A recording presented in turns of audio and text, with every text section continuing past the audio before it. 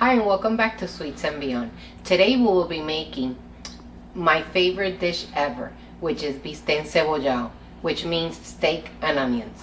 With, guess what? White rice, and I'm gonna make some stewed beans, Habichuelas Guisadas. Now let's get started. These are the ingredients we're gonna be using today for our meal. For the beans, we're gonna be using pink beans today, only half a can of the Goya tomato sauce, so it'll be 4 ounces. 2 cubes of sofrito or 2 tablespoons, so make sure to check out my video on how to make sofrito. 2 cups of long grain rice. For the steak, we're going to be using meat tenderizer, adobo, extra virgin olive oil, oregano, cumin, salt, 1/4 of a cup of vinegar, garlic, sazon with culantro and achiote, ham seasoning, and 2 large onions. So we're gonna get started with the cube steak. Here I have 2 pounds of cube steak.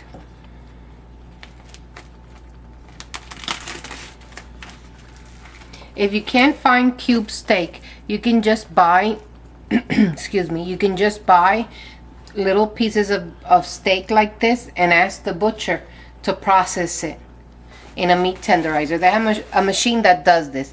Just tell them to pass it twice and it'll be enough. So the first thing we're going to start is with the meat tenderizer. We're going to sprinkle it a little because this has salt in it. I can do a couple at a time.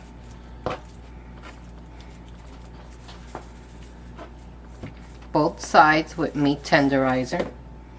Then you're gonna do the adobo, a little on both sides.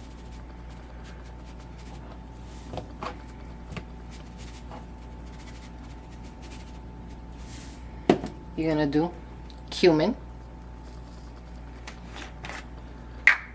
just a little sprinkle, not that much.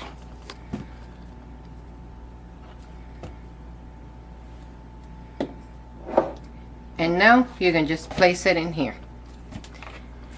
After you have them all done, you will sprinkle them with oregano. Sprinkle them with oregano. You will drop in the chopped garlic. You will take olive oil, pour it on top, and mix it in. Not that much of olive oil, it's just enough to coat it for the seasoning to stick to it. So this is what you will have. It smells so good right now. So they're all covered with meat tenderizer, the adobo, the oregano, the cumin, and the garlic. And you will do this with all the pieces, and you will put them in your fridge and you'll let them marinate for at least an hour.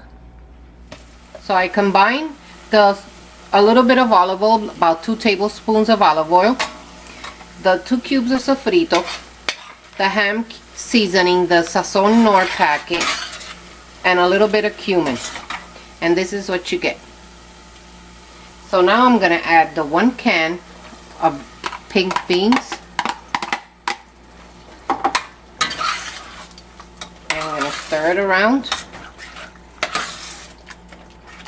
And we're going to add, right here I have almost 2 cups of water, but I don't think it'll, since I'm only making 1 can. I put in like 1.5 cups of water. And if you can see, my rice is cooking right now.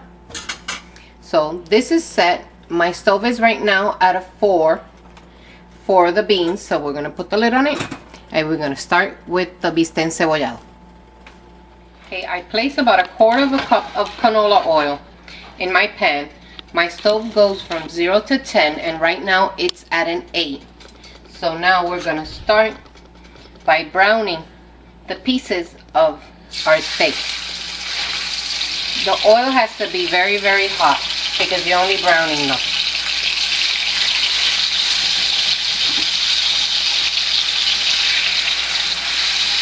If you notice, I had said that it's bistec encebollado, steak and onions. But you don't see the onions yet. Because the onions, I like to put them at the end when everything is cooked because I like the onions crunchy. And also, you don't see any tomato sauce in my recipe. I don't put tomato sauce in my bistec encebollado because when I learned it from my mom never did it. So my husband asked me, why is it that I see people put in tomato sauce and you don't?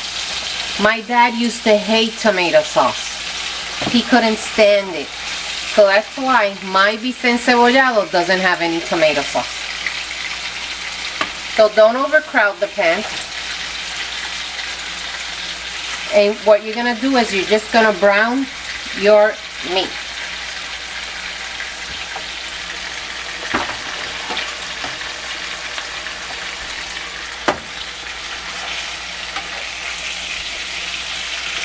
See, not ready yet. I'm going to up the flame a little.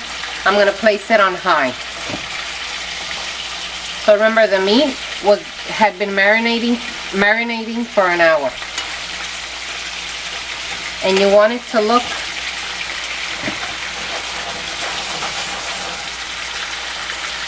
a little bit brown. There you go. You want to see those little bits of brown. Oh, look how beautiful that one looks.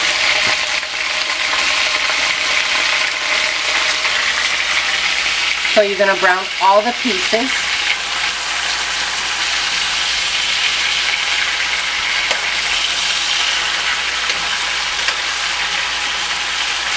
And we'll be back with the next step.